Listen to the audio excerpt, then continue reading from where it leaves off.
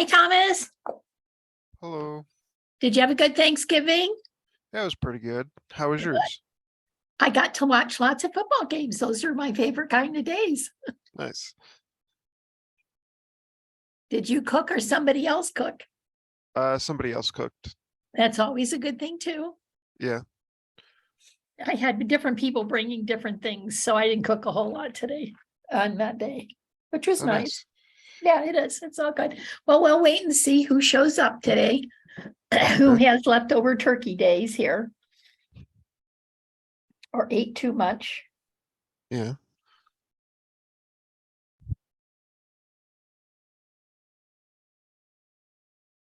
Have you taken your test yet, Michael? Thomas? Uh, I did retake it, but I'm just having a little bit of trouble with some of the questions at the moment. Okay, is it, we're doing buy sell today. Is it on the contracts, you think? Possibly. Okay, Um, keep trying. Don't yeah, give up. Don't give yeah. up. I'm not. I'm Good, still trying good. because I'm only off by like 4 questions right now. So Come on, Thomas, you can do that. You could do the 4 questions. You yeah. can. Read them carefully. Yep. Don't read anything in there either. Just read exactly what they're asking you for. Okay. That's the biggest problem. My daughter is struggling with her appraisal test too, so it's a bear. What can I tell you? Yeah. Yeah. Well, you may be the only one. It'll be a quick class today, so there we go. It'll be all good.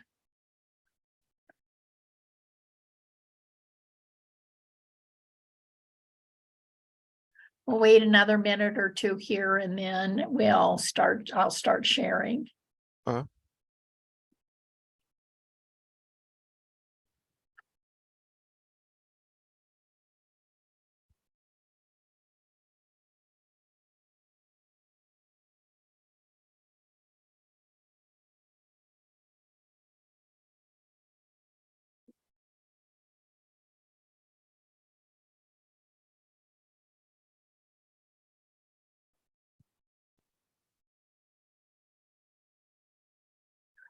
Can you see that, Thomas? Yes. Okay. Since you're not actually in the office yet, I'm going to kind of skip this first part and just go to the contract. That may help you a little bit on those questions, okay? Okay. So let's go down here. All right, our first document that we have when we purchase with a buyer is the definitions of working relationship. It's just informational. You also have another document called a broker relationship that could be used too. Most of the time, that one is used for possibly a for sale by owner type person. Then this fills out this gives them an idea that you're going to represent them as a buyer's agent, not usually as a transaction broker. Okay.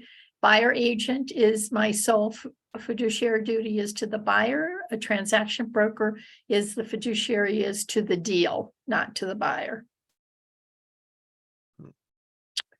And then we have the agency agreement, buyer agency agreement. We check our box, always put a date.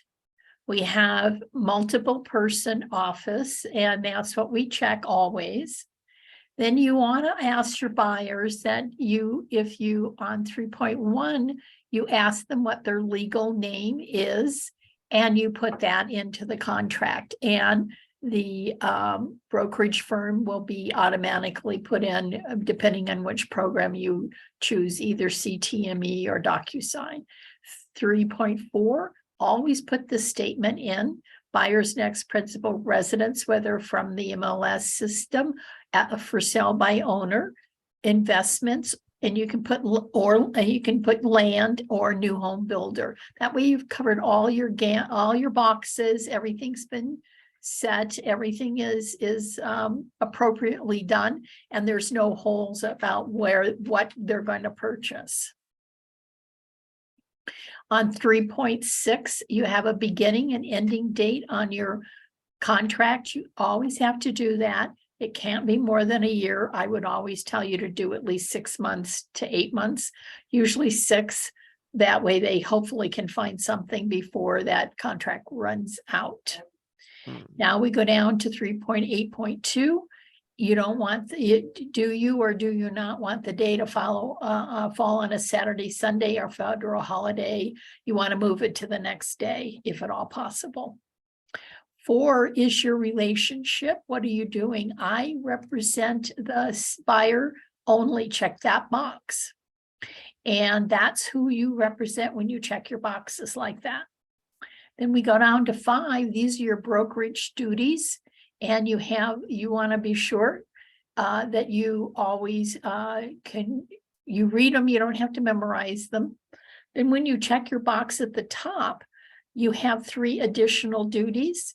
And those duties would be to, if you're going to get fired, you're going to get fired on promoting the interest of the buyer to the utmost good faith, loyalty, and fidelity. Then you have seeking the best price, and then consulting with the buyer of any material risk or facts for that would be good or bad to make a deal. 7 is the compensation you want.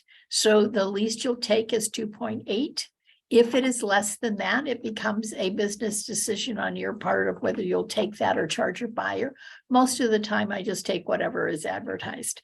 Any bonus or any greater commission should be paid by to Keller Williams Real Estate LLC at the time of closing. A lot of times there's a bonus or something on there. So you go down, none of the rest of it gets filled out. You don't have to worry about it.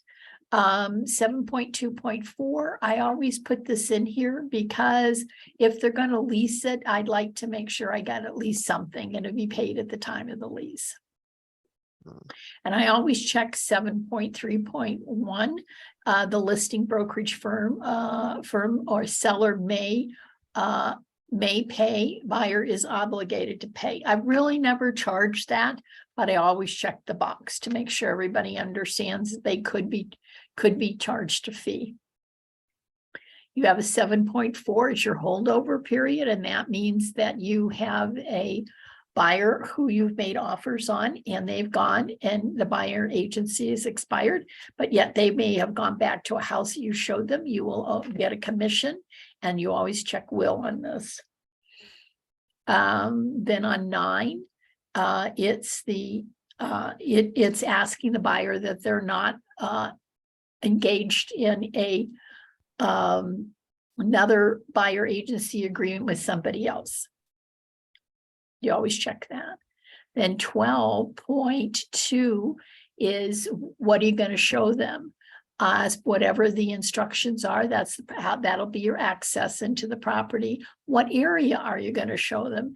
I'm going to show them Denver metro area, could be Boulder, it could be Iris, it could be Fort Collins, it could be Colorado Springs, and just put the areas that you're going to show in general, because there are different MLSs along the way.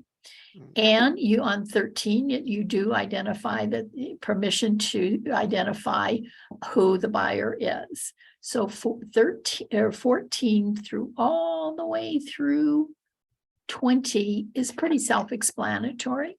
There are not any additional provisions, and usually in this, the only time I put anything in there would be is if I have a transaction broker and maybe put that information in there just to say who's going to work the paper besides you.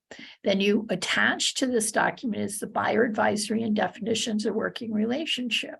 So then we have the 23 all the way down to 28 are really self-explanatory, and the buyer signed, your signature should already be on there, and you should be able to go forth with that.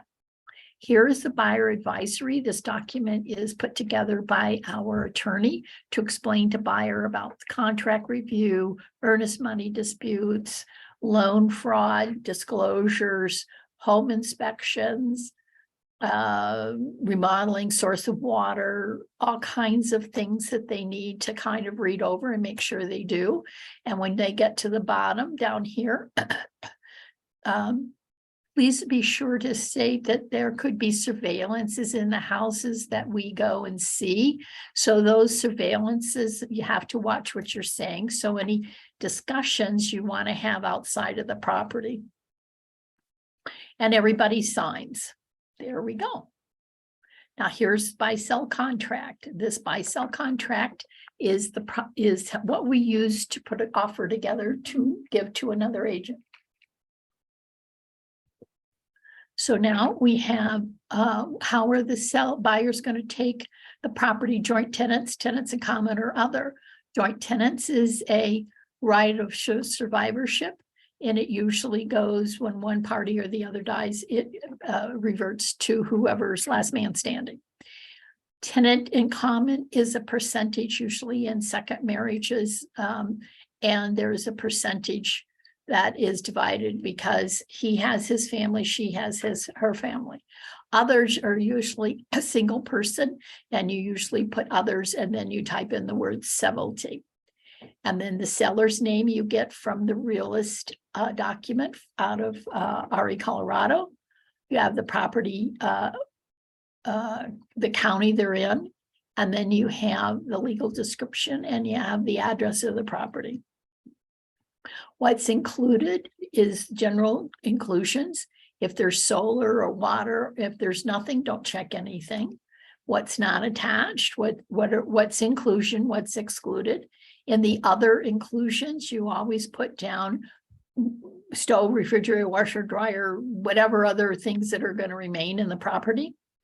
Is there any encumbrances against the property? You always want to put none, because that way they're not going to charge your buyer. On 2.5.6 is you've got parking facilities. I can see it's a 3-car attached garage and there's a shed in the backyard. However, if you've got a condo or a townhome, those things may not be obvious. So you have to ask, is there reserved parking? Is there a cage or a storage facility somewhere for that? This is a trigger to ask those questions of the listing agent. Then on 2.5.7, solar leases, if it's currently installed on the property, solar for the solar panels are currently installed on the property. If it's a lease, we need a copy of that further down in the contract. Now, what's excluded? Washer dryer located in the upstairs laundry room. Got to be specific where it is, because there might be more than one. Now, in the water section, most of these are going to be none, so put the word none in there, or you can leave them blank, but I always like to put none so we know we didn't miss anything. Water right review is if it's lot and block, normally there is no water review. If it's a lot, if it is a acreage property and it has a well, then there could be water rights that convey. Most of the time they don't, but it could be. Next week, we'll talk about our dates and deadlines. Excuse me. Then we go down to, let's see, 3.3.3, and it will go to a normal day after a Saturday, Sunday, or federal holiday or state holiday. We have our pricing and we have the earnest money, which comes off of our MLS sheet. We're getting our loan. That's the information you get from the lender. And then what's got to be brought to cash to closing. And column 1 and column 2 have to add up together. There is no seller concession, although now with the way the market is, the seller may be asked to take and pay some points or buy down some interest rates or just some closing costs. There's a lot of things that go into 4.2 now, which didn't used to happen. On 4.3, it's a personal check for the earnest money, and it's made out to land title. In this case, it could be made to an agency or title company. And then 4 talks about all the things that happen if there's a default, or if the seller fails, if the buyer fails, and what happens. Everybody has to come to the table with good funds and available funds. Now you check does if there is nothing to sell and they have earnest money and they have their down payment and they're getting a loan. Does not means that you have to sell something or something has to close and you don't have the money because it's tied up in the product that you're closing. New loan, you're going to check what kind of loan, only check one.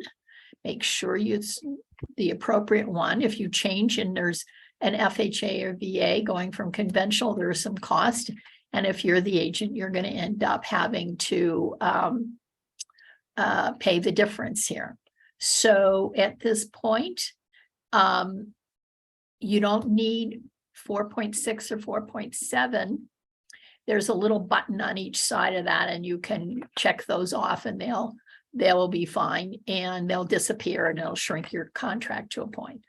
5 is their new loan terms. And we'll talk about the loan terms and availability and that kind of thing when we get to the dates and deadlines next week. And what kind of credit, those kinds of things. 6 is your appraisal, and you have the appraisal, and you've got your objection, your termination if something is not agreed upon, if the price doesn't come in at the agreed upon price, and you resolve it, and those are in your dates and deadlines. FHA, if it's an FHA loan, we put the amount that we had in paragraph 4 in here, and we make sure that it's appropriate, whatever that number might be. And FHA tells you basically FHA and VA are loans that you can, if they don't come in, the buyer doesn't have to buy. 6.4 is who's paying for the appraisal. 7 tells you if it's an HFH, if there is a HOA. Loan is 7. And you have to have all of these documents given to the buyer at the time. There's a date in your contract. 8 is dealing with what title selection. You always want to check 8.1.1, and you always want to check 8.1.3 that will have an owner extended. It's only about $35. And it's going to be the seller. Usually that's if I represent the buyer, I always put seller. So then 8 is pretty self-explanatory about titles. 8.4 is special taxing district. 8.5 is your tax certificate has to come with your title commitment, and it has to be given to the buyer at a certain time. Then you have objections to those things. You have advisory, gas and oil, those kinds of things. Then you have mineral rights. You have a review. You've got surveys. You've got who pays that and that type of thing. 9.1.3 is your lender information, and all of that pretty much is self-explanatory. 10 is dealing with your inspections, and then on 10 your lease items. These again are self-explanatory. Most of these don't apply. And then we have the source of water. We have carbon monoxide detectors, and they must be in the house. You have meth lab. You have all of that. You've got, and closing, you have closing instructions. You've got all of that. You've got closing instructions that have to be, I'm losing my train of thought, sorry. Executed with it or not. And we go to transfer, it's always special warranty deed. It's always payment in, 13 is always special warranty deed. You're going to pay off the encumbrance. 15.2 is what type of loan servicing fee is there. And then you have a status letter. You've got assessments and changes of any kind. You have other fees. If I represent the buyer on 15, I usually say seller. But sometimes you go 50-50. 15.7 is the source of water transfer fee. You always want to put that in. You have water district, check that, and seller. Utility is the same thing, seller or buyer, or half and half, whatever works. Then you have that Foreign National Act, you don't need to check that. And you have Colorado withholding. You have appropriation for taxes and mineral and most recent assessed value. Then you want no other prorations along the way. You've got associations, you've got seller. And then on 17, it's per day if they don't get out on time. It's 18 all the way through to 28 is pretty self-explanatory. 19 is the additional provisions, and then you want to be sure that you put down if you have a transaction broker to help you, transaction coordinator to help you. And then what attaches to this document is earnest money, source of water, seller's property disclosure instructions, lead-based paint disclosure, and then you want on 30.2 is square foot. And then buyer's name, seller name is already in there. And then you go down to the agents. Don't have the earnest money. You have your seller's agent, you're getting it from the listing broker. And then you go down and you sell the buyer and you have your seller and those types of things. Everybody signs and we're off and running. They might have an amend extend to your contract. So we have that all there. We might have to extend or terminate. You've got that document. And then it might have a post-closing occupancy. That document is here. So do we have any other questions here, Thomas? At the moment, no. Okay, well, there we go. We're going to start sharing and I think you're it. Yeah. You have a good afternoon. You too. Bye. Bye.